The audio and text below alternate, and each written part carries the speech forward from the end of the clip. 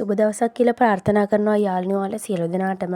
ඔන්න අදත් අරගෙන ආවේ අස්වැසුම සම්බන්ධයෙන් අලුත් නිවුස් එකක් අරගෙන. ඉතින් අද නිවුස් එක නම් තරමක් කනගාටුදායකයි මේ අරන් එන නිවුස් එක. ඉතින් අපි ගිහින් බලමු අද වීඩියෝ එකට මොනවද තියෙන්නේ කියලා. ඉතින් වීඩියෝ එකට යන්න කලින් දෙයක් කියන්න කැමතියි. ඔයා මගේ channel එක තාමත් subscribe කරලා නැත්නම් channel එකත් subscribe කරන්න. subscribe button එකට එහා පැත්තේ මතුවෙන notification bell එකත් all කරලා තියාගන්න. එතකොට මගේ channel එකෙන් මම දාන හැම වීඩියෝ එකක්ම ඔයාලට එසෙනින් notification එකක් මගින් බලා ගන්න පුළුවන්. ඉතින් එහෙනම් අපි වැඩි විස්තර නොකර යමු වීඩියෝ එකට. වීඩියෝ එක skip නොකර බලන්න. මේ වැදගත් වෙන කාරණා ටික අලුතෙන්ම තමයි ගෙනාවේ. එහෙනම් අපි යමු අද වීඩියෝ එකට. ඉතින් අපි හැමෝම දන්නවා අප්‍රේල් මාසයේදී අපිට අස්වැසුම සම්බන්ධයෙන් යම් තොරතුරු අපි දැනගෙන තියෙනවා දැනටමත්. ඉතින් මෙන්න මේ පුවත තරමක් අයට අසතුටුදායක වුණත් අනිත් අයට නම් බොහොම සතුටුදායක වෙන්න පුළුවන්. රජය විසින් තීරණය කරලා තියෙනවා අනවශ්‍ය වියදම් අඩු කරන්න. ඒ කියන්නේ අස්වැසුම තියෙන කොටසක් ඉන්නවා, අස්වැසුම නැති කොටසක් ඉන්නවා. අන්නේ අස්වැසුම සමහරු තියෙන අයට අස්වැසුම ලැබෙන්න නුසුදුසු පිරිසක් ඉන්නවා. ඒ කියන්නේ අස්වැසුම ලැබෙනවා, නමුත් ඒ අය අස්වැසුම ලබන්න සුදුසු නැහැ. අර අස්වැසුම නොලැබෙන පිරිසක් ඉන්නවා. සමහරු ඒ අස්වැසුම නොලැබෙන පිරිස අතරේ අස්වැසුම ලැබිය යුතුම පිරිසකුත් ඉන්නවා. ඒ කියන්නේ අනවශ්‍ය වියදම් විදියට අර සාමාන්‍යයෙන් ආර්ථික අපහසුතාවයේ නැති අයටත් මේ අස්වැසුම ලැබෙනවා. යම් ප්‍රශ්න ඒ අය අපිට අපේ කමෙන්ට් වලට දාලා තියෙනවා. ඉතින් රජය විසින් මෙන්න මේකට පිළියමක් අරන් තියෙනවා. මෙන්න මේක තමයි අනවශ්‍ය වියදම් කප්පාදු කිරීම හා අනවශ්‍ය වියදම් කප්පාදු කිරීම සහ අස්වැසුම ලැබිය යුතු පිරිසකට අස්වැසුම ලබා දීම සම්බන්ධව කටයුතු කරලා තියෙනවා කියලා රජය විසින් තීරණයක් අරන් තියෙනවා. ඉතින් මේක තමයි තීරණය.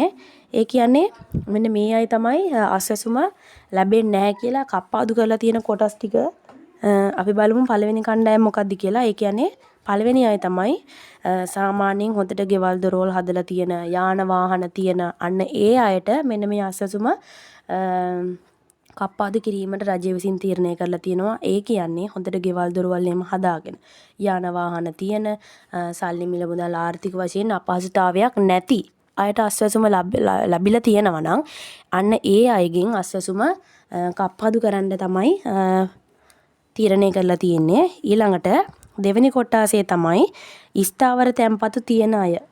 එහෙම නැත්නම් රජයේ යම් ප්‍රතිලාභ ලබන අය. ස්ථාවර තැන්පත් ලැබෙන අය හා රජයේ යම් ප්‍රතිලාභ ලබා ගන්නා අයගේ අස්වැසුම කප්පාදු කරන්නත් රජය විසින් තීරණය කරලා තියෙනවා. ඒ කියන්නේ කොයිම අවස්ථාවක හරි ස්ථාවර තැන්පතුවක් දාලා තියෙනවා නම්, එහෙමත් නැත්නම් රජයේ යම් ප්‍රතිලාභ ගන්න අය වෙන යම් මොන හරි අස්වැසුම හැරෙන්න වෙන මොන හරි රජයෙන් ලබා දෙන ප්‍රතිලාභ වල ගන්නවා නම් අන්න ඒ අයට අස්වැසුම තියෙනවා නම් ඒ අයගේ තියෙන අස්වැසුම කප්පාදු කරන්න රජය විසින් තීරණය කරලා තියෙනවා. ඊළඟ එක් කට්ටිය තමයි රජයේ රැකියා කරන පිරිස. ඒ කියන්නේ ආර්ථික දුෂ්කරතා නැති රජයේ රැකියාවක් කරන ඒ අයට අන්න ඒ අයගේ අස්වැසුම නවත්තන්න කප්පාදු කරන්න රජය විසින් තීරණය කරලා තියෙනවා.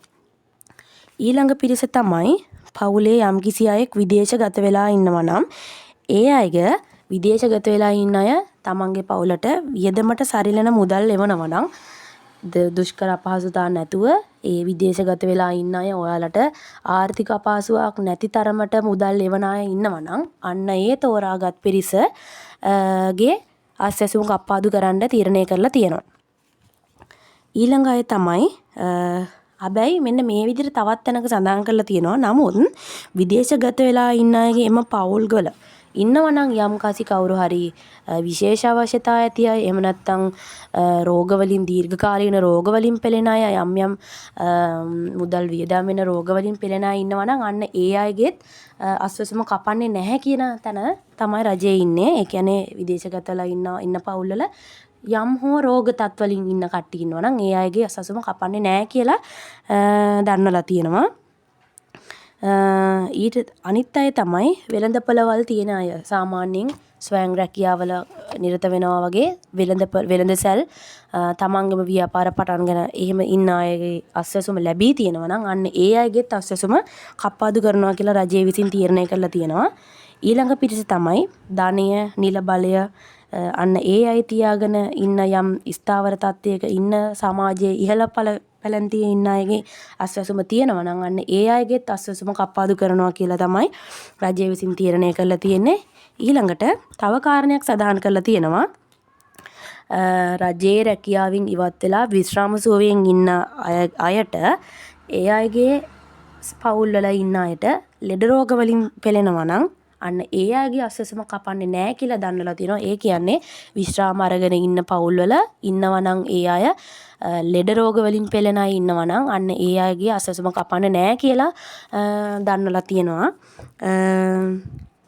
ඉතින් මෙන්න මේ කාරණා ටික තමයි දන්වලා තියෙන්නේ. ඒ කියන්නේ මේකේ ප්‍රධාන පරමාර්ථය වෙන්නේ අනවශ්‍ය වියදම් රජය විසින් අනවශ්‍ය වියදම් ඇති කිරීම කප්පාදු කරන්න තමයි. ඒ කියන්නේ අස්වැසුම ලැබෙන්නේ නැති කොටසක් ඉන්නවා. අස්වැසුම ලැබිලා ඒත් එයාලට ආර්ථික දුෂ්කරතා නැති කොටසක් ඉන්නවා. ඉතින් ඒ අයටත් අස්වැසුම ලැබෙනකොට අර අනිත් අස්වැසුම නොලැබෙන අයට ඒක ටිකක් පාඩු වෙනවා. අන්න ওই වගේ ප්‍රශ්න තමයි අද සමාජයේ තියෙන්නේ. ඉතින්